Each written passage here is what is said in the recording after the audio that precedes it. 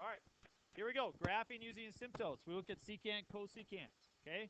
If I want to graph sine, I look at sine values on the unit circle. Is sine the x value or the y value in the unit circle? It is the y value. Where does sine have values of 0 then?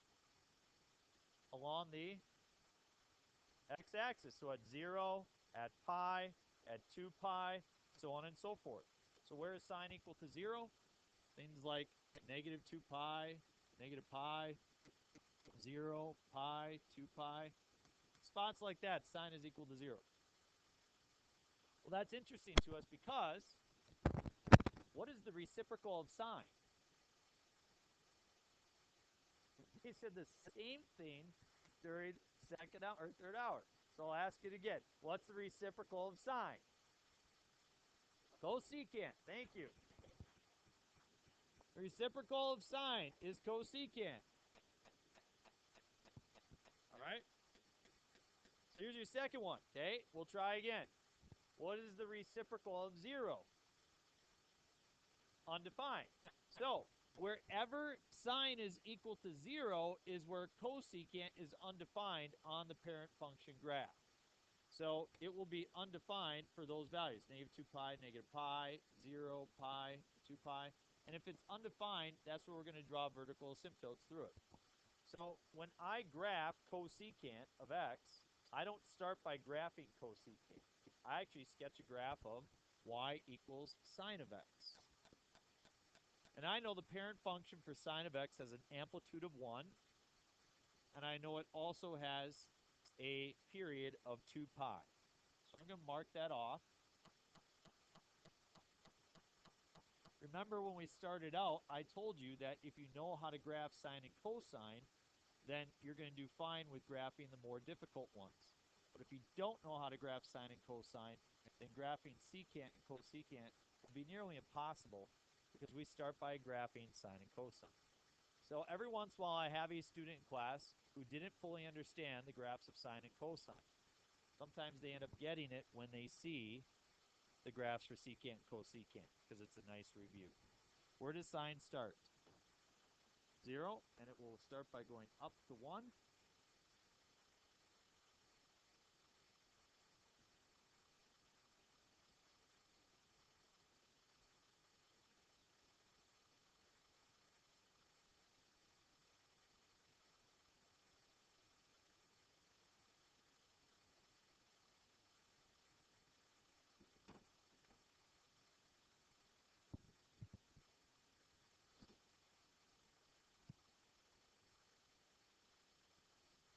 See the spots where sine is equal to 0. It's right where it's crossing the x-axis. So it's at those spots that I will have vertical asymptotes. So I'm just going to mark them in red and then draw vertical asymptotes through. Now, everything I'm drawing at this time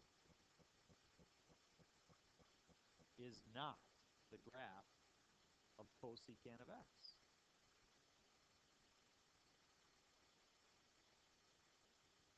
None of what I drew is the graph of cosecant.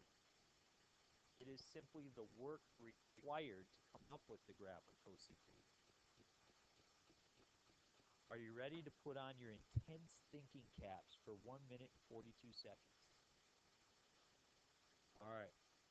You can do 1 minute 43? Thank goodness. What is the height of the function? What's the reciprocal of 1? 1. Therefore, sine and cosecant share that spot in common. But I go to this spot right here, just to the right of 0.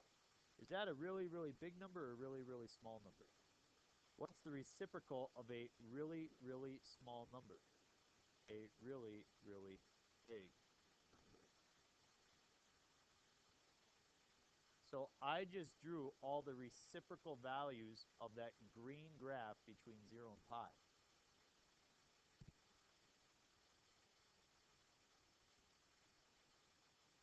We'll try it again.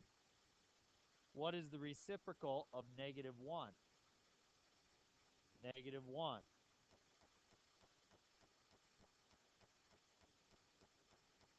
I'm glad you can laugh about. The reciprocal of -1, we flip it upside down, 1 over -1, it's still -1. Yep, all right. So, as I move just to the left of 0, is that a really, really small value or really, really big value? Small value, but it's negative, right? What's the reciprocal of a really small negative value?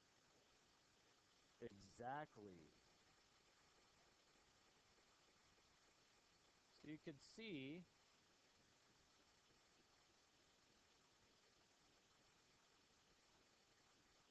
that these U-shaped pieces move towards the asymptotes, and that the black ink is what the graph of cosecant is. You see why you had to graph sine in order to get it? Yeah, and so it's a nice review of all those pieces put together.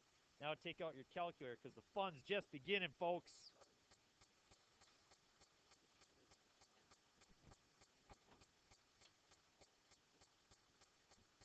Okay, I'm going to type in cosecant, and I type in cosecant by doing 1 divided by sine of x.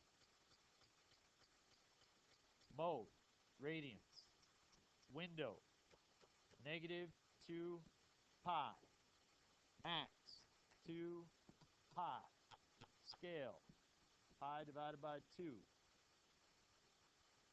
Minimum, what should I make my minimum?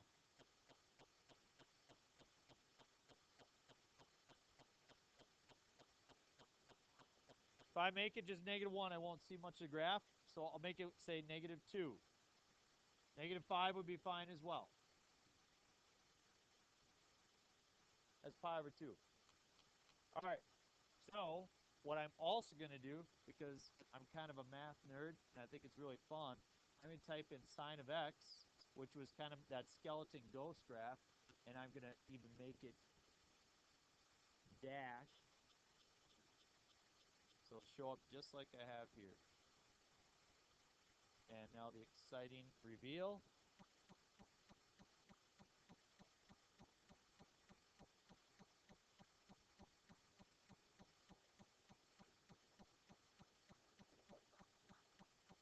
Is that sweet?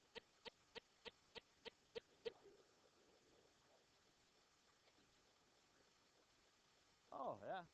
That's cool. For just a second, I want you to look at the graph and recognize that at first glance, if we showed this to other students, like we went over Algebra 2, we said, what do you think about that? They'd be like, that looks like it's impossible. And we graphed it actually rather quickly, didn't we? What'd you say? That's just the parent functional. Right. We're going to blow it up and do all sorts of stuff. All right. So let's look at the next one. Y equals secant. Is secant the x value or the y value? X. So where is secant equal to 0? At the y-axis, so like pi over 2 and negative pi over 2. So that's what we're going to write down. Cosine is equal to 0 at, say, -3 pi over 2, negative pi over 2, positive pi over 2, 3 pi over 2, spots like that. Okay? What's the reciprocal of cosine? Secant. What's the reciprocal of 0? Undefined. So therefore, cosine is equal to 0 at those spots. That means secant is undefined at those spots.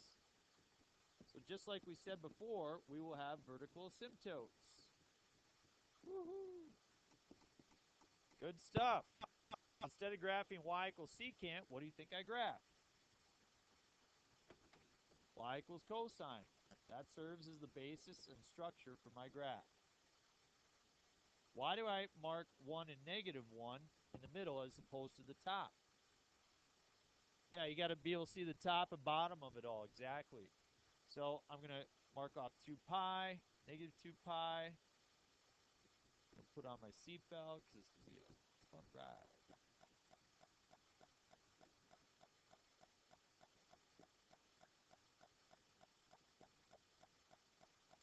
I think when people listen to audio, do you think I should be giving you award teacher of the year or dumbest teacher of the year? I mean, like when they're listening to this, dumbest? Okay. Yeah. Yeah. Does that get annoying for you guys when you're listening to the videos then?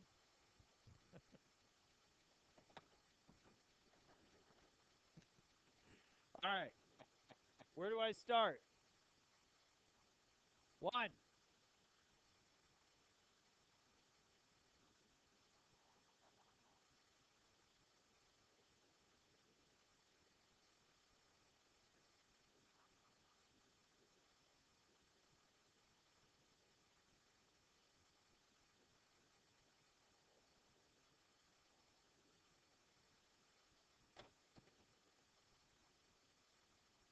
Now what? Now what? What? Be descriptive. The asymptotes where? Where it crosses 0. Yeah, I picked those spots, though. Wherever it crosses 0. Again, I take the green graph, and I want to graph the reciprocal of the green graph. And the reciprocal of 0 is undefined, so I insert those pieces. It's exciting because we're actually doing it. We're graphing a secant graph, which sounded impossible at the outset of this course, but now we know what we're doing. Now what? Do the U-shaped things. Okay? Because the reciprocal of 1 is 1. Reciprocal of -1 is -1.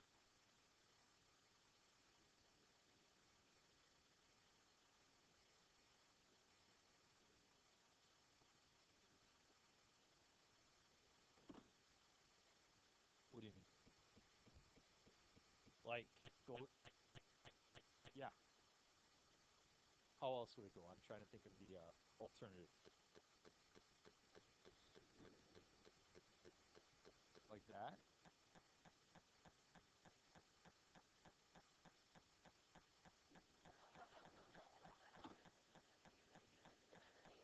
Come on, give it up here. All right. Okay, so for all the listeners,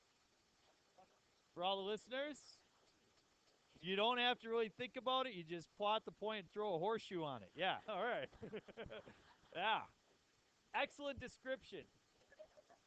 And what's great about this is I've actually used that analogy before. You've stolen from previous years. It just doesn't sound the most mathematical, but I think it's more exciting, isn't it? All right. The horseshoe graphs. Here we go. All right.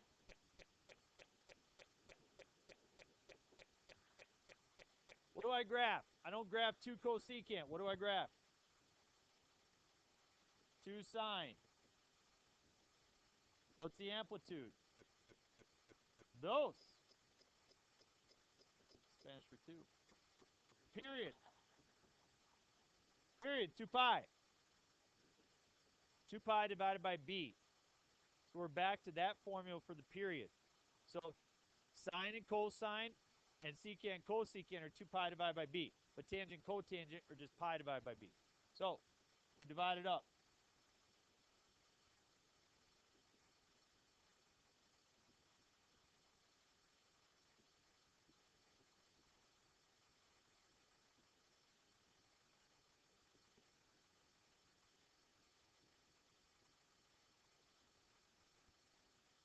Gonna put 2 in the middle here.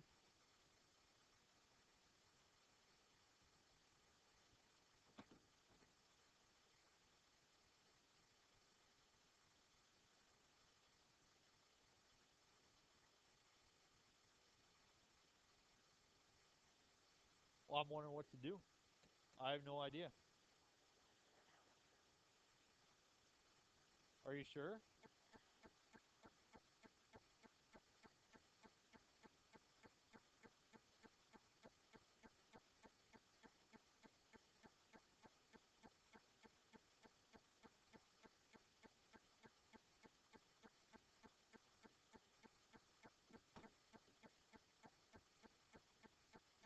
Then what?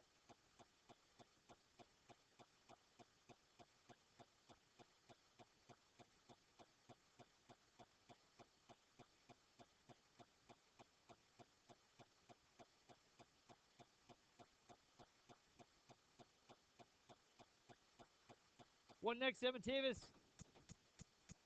Make the horseshoes.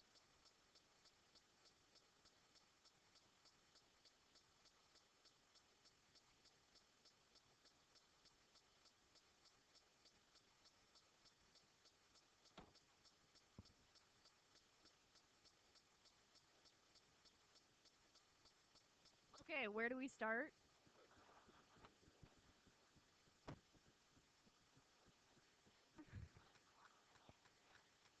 This. No,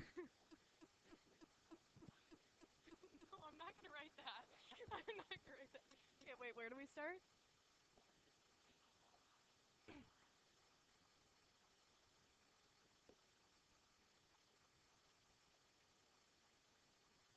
What's this? What?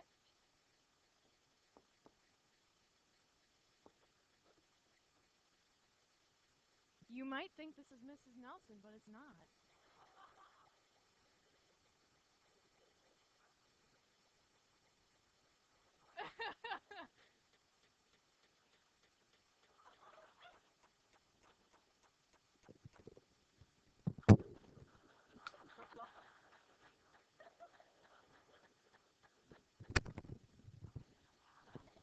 Oh.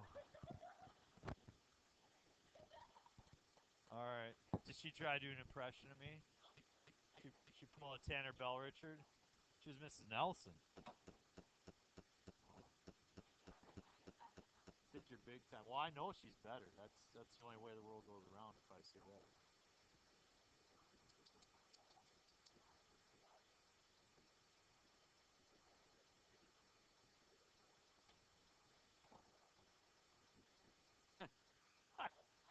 You guys go off to college. You get bored Friday night. What are you doing? You watch your reruns of YouTube math videos.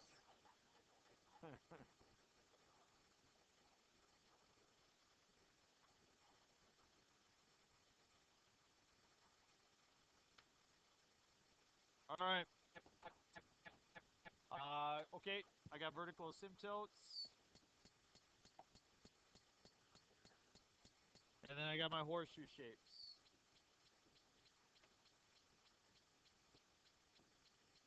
We okay with that? Is that what we got?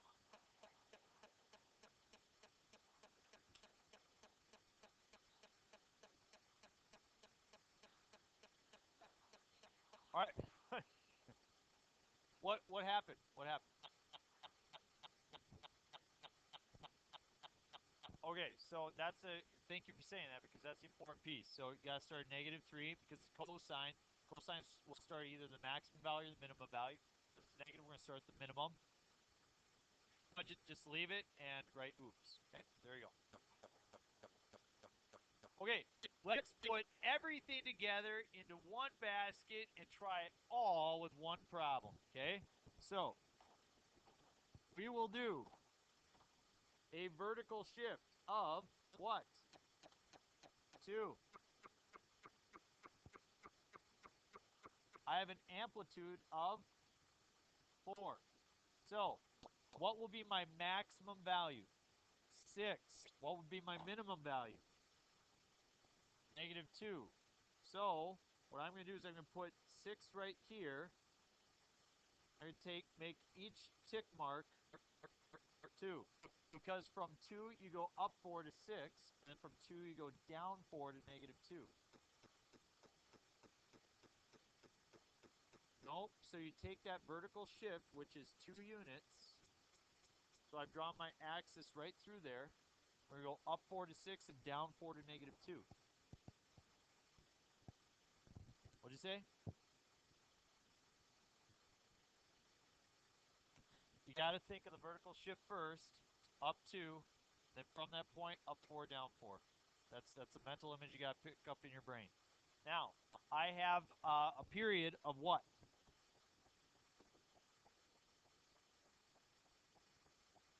5. Now, because there's going to be a horizontal shift here, what I'm going to do is I'm going to save a little bit of space. So I'm not going to use up the whole graph.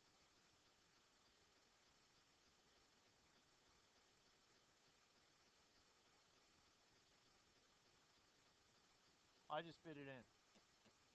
I just look at kind of how I've made my divisions. Go from there. So here's what we have. We've got -pi/4, and what I'm going to do is I'm going to count. Stop that.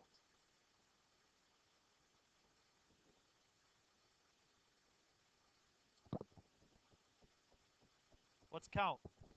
1 pi over 4, 2 pi over 4, and for good measure, 4 pi over 4, 5 pi over 4. So, no, but I'm trying to expand your learning. Just do whatever Caleb wants. All right. Am I graphing sine or cosine? Cosine. Am I going to start the max or min? Minimum. Except, does anybody see a problem here? There's a horizontal shift, so you're going to make a ghost graph. But the fact is, we kind of already sketch a ghost graph the way it is, right? It's not be confusing to see two of them. So let's not. Let's just do one. And I'll show you. This is how I used to try to teach horizontal shifts, but people would get confused. So I taught you to make a ghost graph. If from now on you like to do it like this, go ahead. You said we start at the min. Well, what's the horizontal shift? You got, yep, 2x plus pi over 2 is equal to 0. Solving it negative pi over 4. So I would start here, but I'm going to move back negative pi over 4. And then go through your cycle. Again, you might say, well, why didn't he teach us that the other day? Seems like when I've done that in the past, people got confused.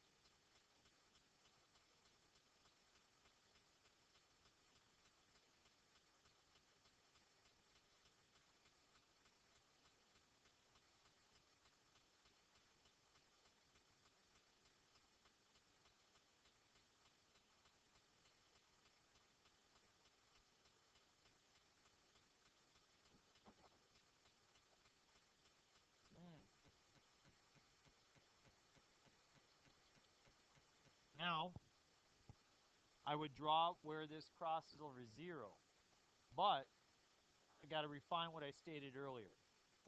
It's wherever the parent graph crosses 0. So we don't want to draw where this crosses 0 at these spots, but rather where it crosses its shift, its axis of rotation. So at these green dots is where I'm going to draw my asymptotes.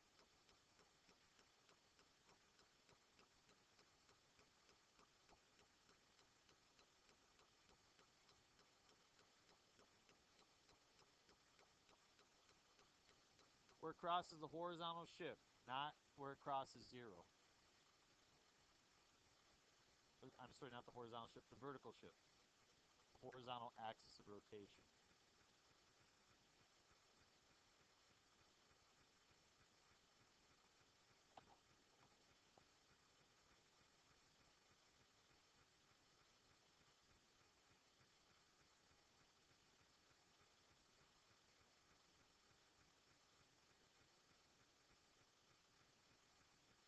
Why not? It's like asking somebody, why do you have 3 slices of pizza instead of 1?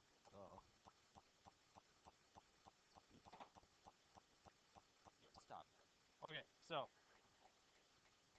here's what I'm going to do, because I like to see how perfect we can make a graph. We're going to type this in.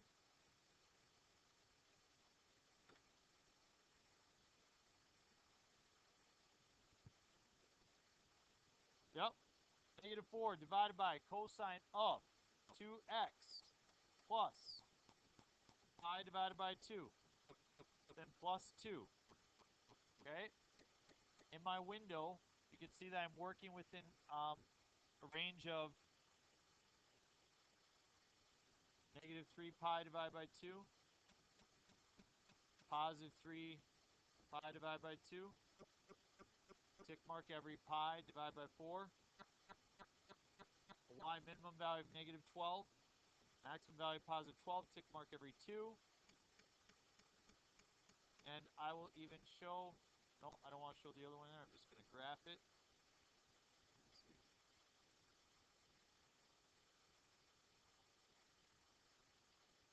What do you think? Like it's oppressive. It's just my opinion. You don't have to love it, just have to appreciate it. There's your assignment. Your worksheets generally have 6 problems, or 12 problems. There's 12 problems for you. You'll get an assignment on Monday with 0 instruction. You'll simply just work on graphing all 6. And then on Tuesday, you'll be working on the study guide. On Wednesday, we have the test.